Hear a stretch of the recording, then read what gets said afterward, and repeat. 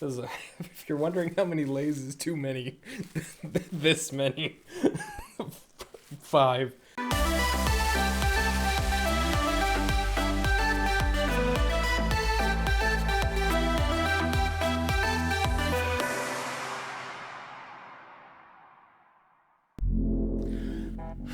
What is going on, Bobbylicious boys and girls, and welcome back to Bobbylicious Gaming. And I know this is a bit of a departure from what I normally do, but with the new year, literally, like with 2020 literally just peeking around the corner, its little head is just coming around the corner, I was like, you know what? This past decade has been so amazing for games. There's been so many great games that have come out, so many new systems, new technologies, and I just wanted to go through and talk about personally all of my top 10 favorite games throughout the decade. So for each year, starting in 2010 all the way up through this past year, 2019, I'm going to talk about my favorite games. Now, I know the nerds among us are going to be like, But Bobby, the decade actually ends in 2021 because year one is the first year of the decade and blah, blah, blah. Whatever, I don't care. 2010 starts, it has a 1 in it, and 2019 has a 1 in it, and now we're going into 2020 and that has a 2 in it. There's logic there. I'm doing what I'm doing. Just leave it be. Now, what I am going to say about these games, obviously, you know, it's my opinion, and a lot of these games are probably not the best games of the year, but they're the games that I enjoyed most as the year went on. So I really hope that you enjoy what you're seeing. I know, again, this is a bit different than what I normally do, but I just wanted to do this review. Maybe it's games you've played before and it'll revitalize you to be like, yeah, I gotta go back and I gotta play that game. Or maybe it's games you haven't played before and you're like, you know what? Bobby likes it, so I gotta go play it. Before we start 2020 with a bang, that's gonna be a lot of cleanup. Let's take a look back at the great games the 2010s have brought us, and let's get started with the year 2010.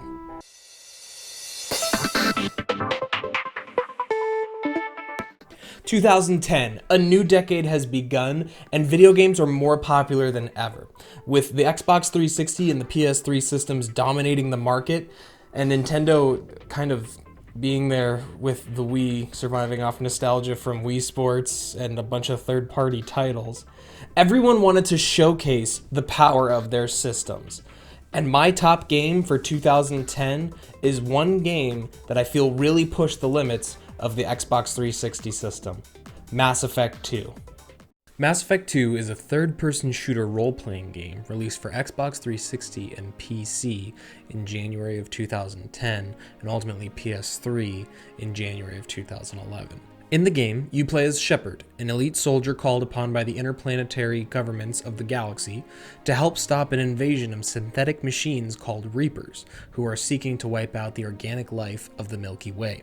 Throughout your adventure, you team up with a ragtag group of old friends and new faces who help you in your quest to find the source of the Reaper invasion, as well as stop it from happening if possible. This game was developed by BioWare, the same company that had previously developed the Star Wars Knights of the Old Republic games, and the influence definitely shows through. You choose your class and your face, control a bit of your backstory, and get to make choices throughout the game that dictate what kind of person Shepard is. Kind, thoughtful leader, or ruthless, maniacal overlord, much like the light side and dark side of the Force from Knights of the Old Republic. The combat system focuses heavily on ranged weapons and telekinetic abilities, as well as utilizing your squad to your best advantage for the situation. There are two main reasons I loved this game and still do. 1. I did not play Mass Effect 1 or 3. Yet I still feel I was able to keep up with the story. This game could very well have been its own story, and I still would have enjoyed it immensely. Sure, there were some things that needed to be figured out at the beginning to learn what had happened before, and there were cliffhangers at the end. But the immersive storytelling and dynamic characters helped me to get into the story and learn what I needed to keep my interest. Shepard can become as close or distant to each of his compatriots as you choose, and as the game goes on, your bonds deepen further, even leading to potential romantic options. The second is, of course, the graphics. This game pushed the boundaries of other games that were coming out at the same time and, honestly, still holds a candle to some games released even a decade later. I was so amazed when playing this game initially. The details of the world, the characters, the environment, space itself was all awe-inspiring and truly showcased what a powerful machine the Xbox 360 was when Mass Effect 2 was released. If you haven't played this game already, I highly recommend it. The game, even as a standalone, is amazing, and you'll enjoy your entire playthrough. Who knows, maybe even in 2020 I'll play 1 and 3 to get the full picture. But not Andromeda. Not happening. A couple of honorable mentions for me for this year are Pokemon Heart Gold and Soul Silver, remakes of Gold and Silver from the Game Boy Color, as well as Red Dead Redemption. I mean, come on, who doesn't love to be a cowboy? And yeehaw. Yeah. 2011.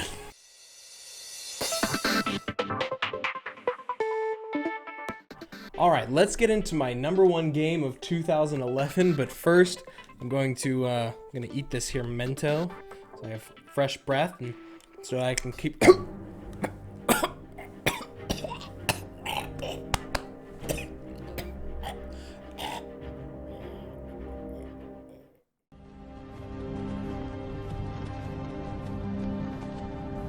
Hey, you're finally awake. The Elder Scrolls V: Skyrim, otherwise known as just Skyrim, is the 5th entry in the Elder Scrolls series. In this game, you play as a character of your own design from several different races, all showcased in previous games, who ends up being a reincarnation of the legendary Dragonborn, one who can speak the language of dragons and harness the power their words hold. As you journey across the wilds of Skyrim and beyond, you discover the deeper meaning of being the Dragonborn in order to protect against the recent resurgence of dragons long thought to be dead. The game, in true Bethesda RPG fashion, goes so much deeper than just the main story, allowing you to convene with demons, go to magic college, join a mercenary guild as well as a group of assassins, fight werewolves and vampires, become werewolves and vampires.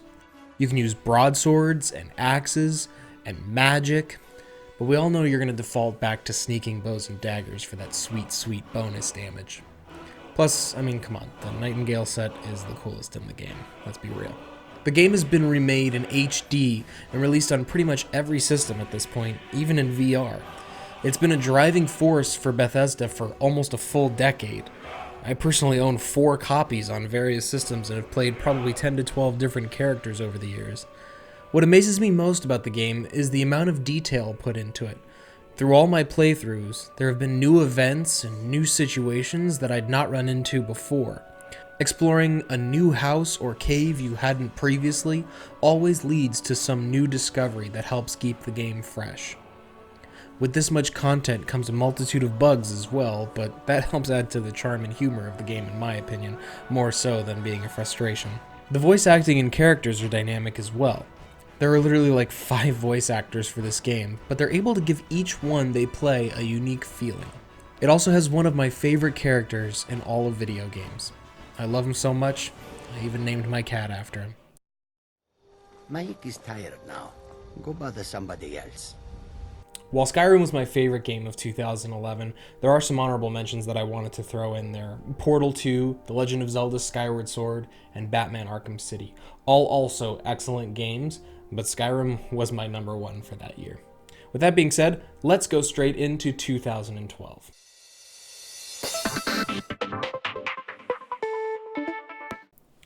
The next game I'm going to talk about may not be at the top of everyone's list, but for 2012, it was probably my favorite game just for the type of game it was and the path that it laid out going forward for a new type of storytelling through video games. In 2010, AMC debuted their TV show The Walking Dead based on the graphic novels of the same name. It showed the story of Rick Grimes, his friends and family, and how they survived the zombie apocalypse shortly after it had started. In 2012, Telltale Games came out with their own spin-off of the same series, following new characters and how they were going to survive as well. It offered players a new opportunity to make choices along the way that would help affect and lead the game's story and change the outcome. In Telltale Games' The Walking Dead, you play as Lee Everett, a man who at the start of the zombie apocalypse was being taken to prison for murdering a man who was cheating with his wife. After escaping the police, who were attacked by zombies, he meets up with Clementine, a young girl who was alone after her parents left for Savannah just prior to the apocalypse starting. The story of the series follows both of them in their struggles to survive zombies, as well as their fellow man in this new and dark world. There are 3 things I love about this game. The characters and the stories feel real. In the confusing and dark times that would be a real apocalypse, everyone begins to show their true colors, whether they're nurturing and kind to one another, or they're selfish and uncaring, only focused on what's best for the greater good. The cast of characters in this game mimic many from the show and bring to light the true nature of humanity in such dire situations. The second thing I love about this game is the choices.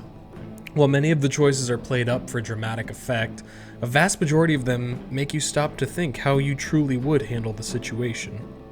Many of the harder ones are timed, further focusing on the fact that sometimes in life or death situations, you have to act quickly, and generally your gut reaction is how you truly feel inside. There are many times in the game that you can feel the weight of the choices Lee has to make and his own internal struggles mentally, as well as his consideration for Clementine and her lost innocence. One of my favorite things about these choices is at the end of each episode, they show where you rank among the percentages of other players' choices for the various situations.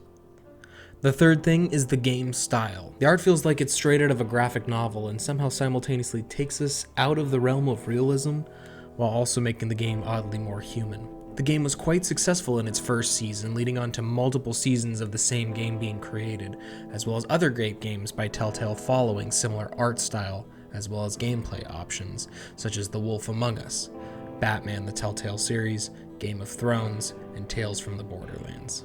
Some honorable mentions for 2012 were Diablo 3, Far Cry 3, and Dishonored. The Wii U also came out that year. Nobody really remembers that though, so we're just gonna gloss over that.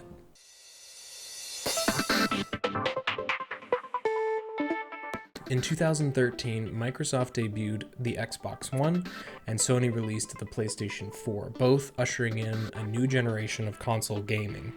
I didn't get either of them. I was still playing with the Wii U, hoping that it was going to take off, as well as playing all the titles for the 3DS. For this year, 2013, my favorite game was Pokemon X and Y. It was a dream come true. Pokemon was finally in 3D.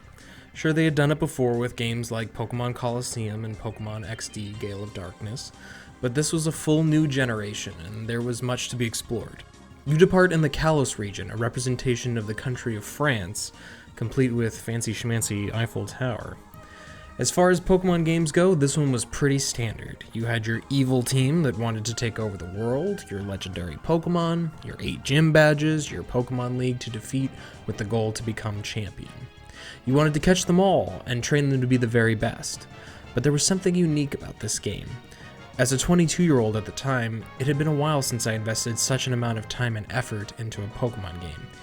Sure, the 3D was something I'd wanted since I was a kid, and it definitely made the game feel fresh and new. But the developers focused heavily on the post-game, what comes after you beat the gym leaders and the evil crime boss and catch the legendary Pokemon. They knew a large part of their audience hadn't played since they were kids and would need to keep their adult minds engaged. They made it easier to breed the best Pokemon you could and streamline the necessary elements to make them great. They encouraged camaraderie with friends and strangers alike, with the ability to catch Pokemon based on your friends in your system, as well as trade them over the global trade system. They introduced a new fairy type that helped combat dragon type Pokemon that had previously been nearly unstoppable. I had friends that hadn't played since they were kids pick the game up and play and renew their love for Pokemon all over again. I talked strategies with friends to find the best way to counter weaknesses and build strong Pokemon. I had battles that were so intense they came down to the final hit to determine who would win. Games that can bring together friends and strangers alike like that are truly an amazing sight to see. I invested over 400 hours into Pokemon Y, and I loved every minute of it. I remember at the time I was still in college and delivering pizzas for a job, And every free moment I had, I was breeding new Pokemon, trying out new strategies, looking things up online, seeing who was going to work best, what were other things that people were using. I remember at the championships of, I believe it was that year, someone had bred a team and they were doing double battles. It was like the Pokemon Championships. It was a like official Nintendo sanctioned event. And someone had brought in a Pokemon that no one had expected, no one would ever have used, and it helped win the battle. And just to see those strategies, just to see the way that the things were done in that game was truly amazing. And honestly, here I am at 28 and I've been playing Pokemon again ever since. I've truly loved it. So that is why Pokemon is my game of 2013. Some other honorable mentions from that year. Again, really great games that came out that year. BioShock Infinite, love that. The continuation of sorts of the story of BioShock. Grand Theft Auto 5, of course, that's another big one. Others that are in my notes over here. The Last of Us. Oh my gosh. Yeah, The Last of Us. What a great game. What a great game. All of them really great games, and yet I chose Pokemon for my favorite game of 2013. So if you haven't played any of those, I recommend all of them. But at this point, Pokemon Y was great, but I would say if you're going to get Pokemon, play Pokemon Sword and Shield on the Switch if you can. It is amazing. –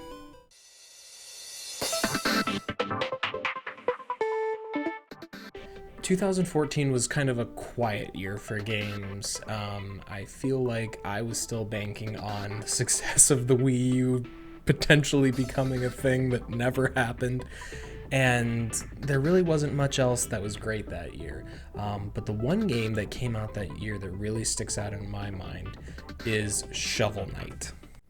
The game about a knight who uses a shovel to save the world. What more do you need? Shovel Knight is a game from independent developer Yacht Club Games that initially started as a Kickstarter on the internet, and boy did they make a great game. It's built in the retro style of NES and Commodore 64 games of old, with the same sound bites and feel to them, as well as the same challenge and depth. I genuinely feel that this game helped take away from the heavy focus of having the most realistic and beautiful looking games, and to return to a more simple yet effective style of pixel graphics. The gameplay mechanics are somewhat similar to Mario or Mega Man. You have certain abilities and charms that allow you to do various attacks, but ultimately it comes down to you, your trusty shovel, and a skilled hand. There's so much story packed into so little game. Your interactions with the characters of the world tell you about the world and your place in it, with the focus on saving your best friend Shield Knight from the evil Enchantress. The soundtrack truly helps bring the game to life, just like in the days of the NES. And the songs are able to capture the feeling of the worlds you're in. The game has had spin-offs where you get to play as some of the bosses you've beaten previously, co-op mode so you can play with friends. It offered a challenging yet rewarding playstyle that was not quite like anything else at the time, and was clearly an inspiration for other pixel games that followed. Some honorable mentions for 2014, it was kind of a dull year. Shadow of Mordor is one that I would highly recommend from that year. Mario Kart 8 is also great, although now we have Mario Kart 8 Deluxe on the Switch, so if you can get your hands on either, I would definitely play them. But Shovel Knight definitely stood head and tails above the rest.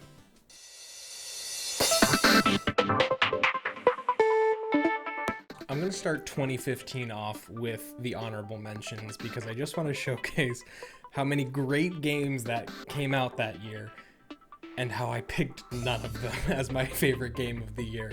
So for 2015, we've got Metal Gear Solid 5, you've got Fallout 4, you've got The Witcher 3, Nintendo actually came through on a game on the Wii U with Mario Maker, all really great games and really games I recommend that you play if you can.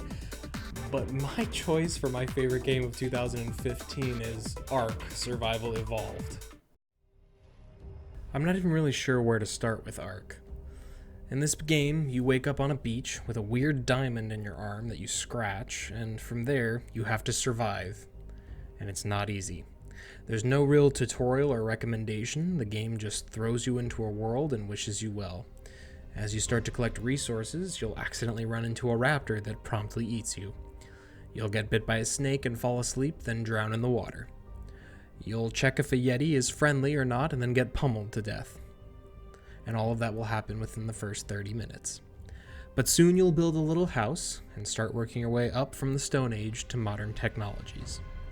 This game was an early access game when I bought it with my friend in 2015, We had both built brand new computers, we loved dinosaurs and survival games, and after watching the first trailer, we knew we needed to give this one a go.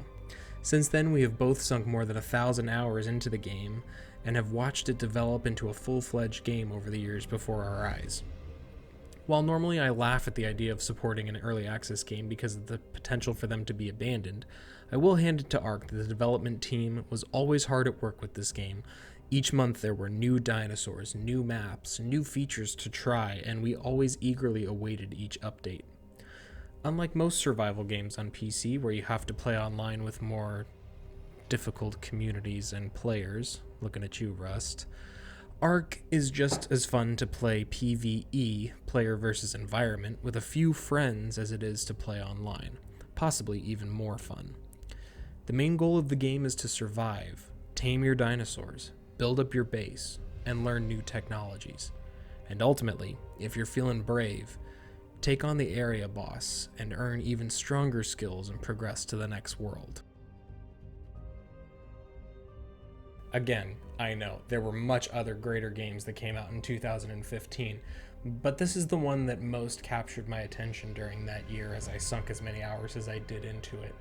And honestly, if you have a chance, I would highly recommend it to give it a go. I will say, it's probably best if you try to play on PC with friends, and try to play it offline. That's the best way to go. Or if you are just going to play by yourself, make your own server it's on Xbox, it's on PS4, it's even on the Switch. I've not heard good things about the Switch release, but if you are able to get your hands on it, give it a try. It's a lot of fun, and all the dinosaurs are really cool, and the different technologies and stuff. So give it a chance. Trust me, you won't be disappointed.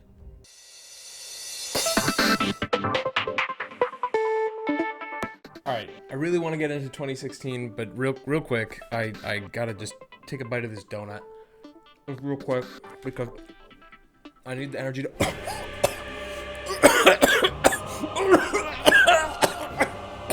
Not again.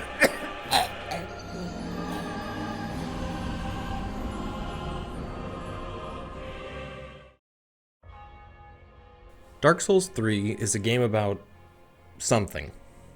Quite honestly, I still really have very little idea of what's going on in this universe. The game itself doesn't really give you too many details as to why certain events are happening. There's no story, at least not one told through cutscenes or interactions like in other games. The game allows you to interpret events as they come. It leaves little hints and clues in the explanations of items you collect throughout the game. Character dialogue is also very important to unravel the mystery of this world of dead and dying creatures. The game is like most other RPGs. You have your class options, your weapon choices, and different playstyles to choose from. With all of these options comes the task to master your chosen style and know how best to combat the various monsters that await you. Where the story of the game is cryptic, the gameplay itself is punishingly difficult, or so I thought. When I first played Dark Souls 3 at the recommendation of my roommate at the time, I felt the game impossible to beat, the enemies too difficult, and the bosses as gods amongst my mortal power. One night, however, I had my get good moment.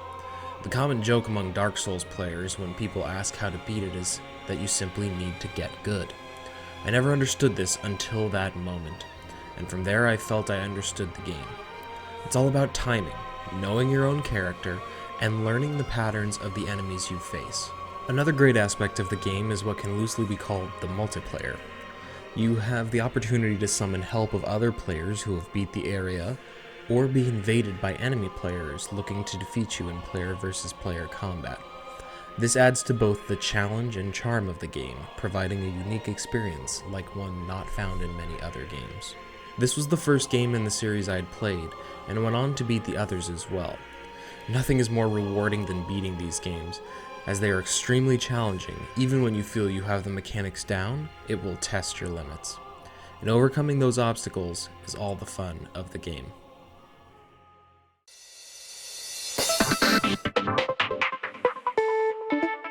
The Legend of Zelda: Breath of the Wild. But seriously, I'm not just picking that because I'm a Zelda fanboy. With the release of the Nintendo Switch, Nintendo was back on the market, with games like Breath of the Wild and Super Mario Odyssey. But we also had great games from other competitors such as Horizon Zero Dawn, Resident Evil 7, and the hand-drawn indie game Cuphead that took the world by storm. With that being said, however, because I am a Zelda fanboy, I had to go with Breath of the Wild as my favorite game of 2017. Open your eyes. The Legend of Zelda Breath of the Wild was a breath of fresh air for Nintendo. See what I did there? With the release of the Nintendo Switch came one of the biggest revivals in video game history. As I've mentioned already, Nintendo had somewhat stagnated in the Wii U years, being held afloat by the popularity of the 3DS.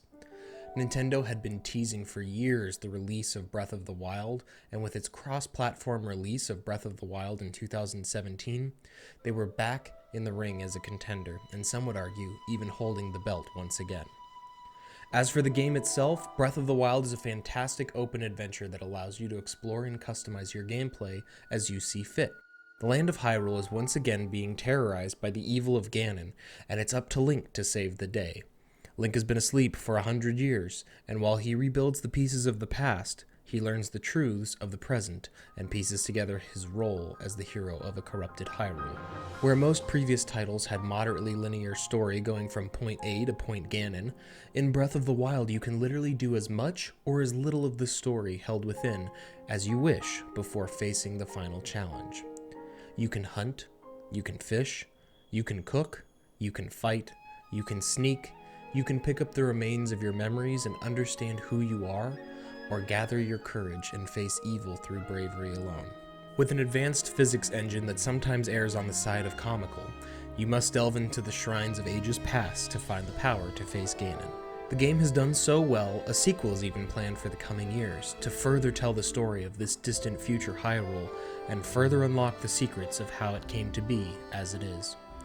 If there's one game on this list that I recommend you play above all others, it is this game. I would even argue it's my favorite of the decade.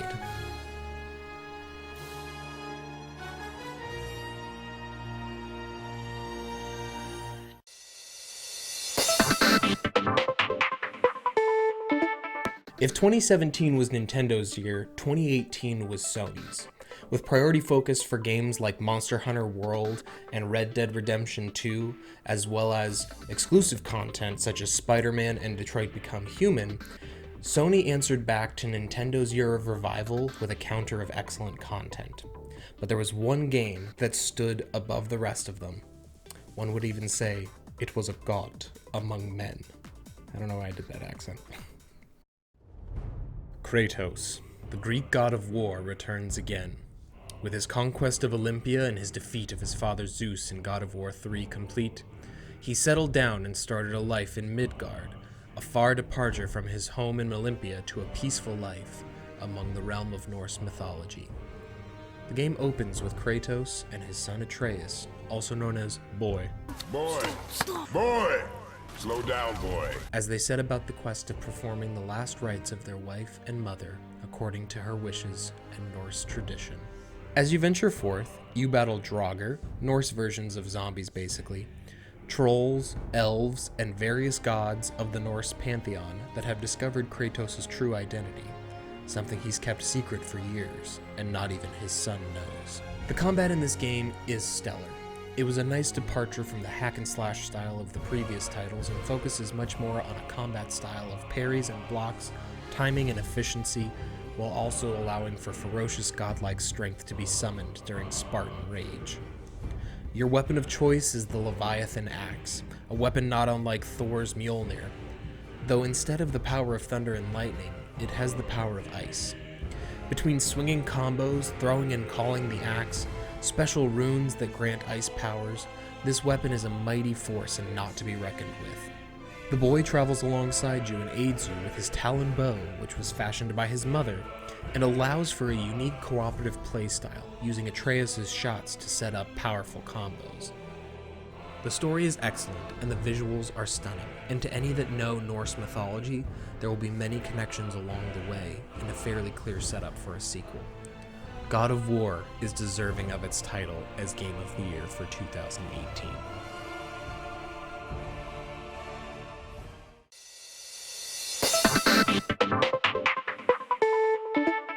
So when considering my favorite game of 2019, I had to look at the games that I had played on the channel because those were the only games released this year that I had played. And while I would have enjoyed them outside of the realm of this channel, the games like Super Mario Maker 2, Zelda HD, and Luigi's Mansion 3, I probably would not have enjoyed them as much if I wasn't creating the content for this channel. So I just wanted to extend a word of thanks to those of you that watch consistently, that keep coming back, that leave likes, that leave comments, that let me know that you're enjoying what I'm putting out. And I just wanted to say that I appreciate you all. I appreciate you guys for supporting me. We've been able to build this channel from barely anything to this following that I have right now in just a few months, and it's truly appreciated. I've loved every minute of it, where I've been able to make these videos for you guys. I'm hoping that you're finding them entertaining, because I'm sure enjoying putting them out. So with that being said, my favorite games of this year, I'm gonna be corny and cheesy here, were the ones that we were able to share together. So thank you guys for constantly coming back, for helping grow this channel, and I want to continue into the 2020s with my content. So please keep coming back, keep sharing, keep subscribing, keep liking, and letting me know that you're liking what you're watching, and so we can continue from there. So there you have it, my top 10 games of the 2010s.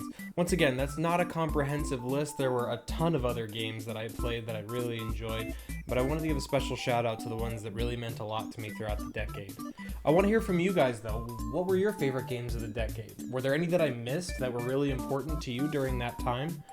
Please let me know. Leave a comment, leave a like if you agree, let me know if you disagree. I'd love to hear what your opinions are, and if there are games that I missed from the decade, I'd love to play them as well. With all that said, I'm excited for 2020. I know that it's going to be another great decade for games. With the way that technology has progressed, even in this last decade, there's going to be so much more opportunity in the next 10 years as well. So let's get at it together. I appreciate you guys for checking in as always, and I hope you have a wonderful rest of your day and a very happy new year.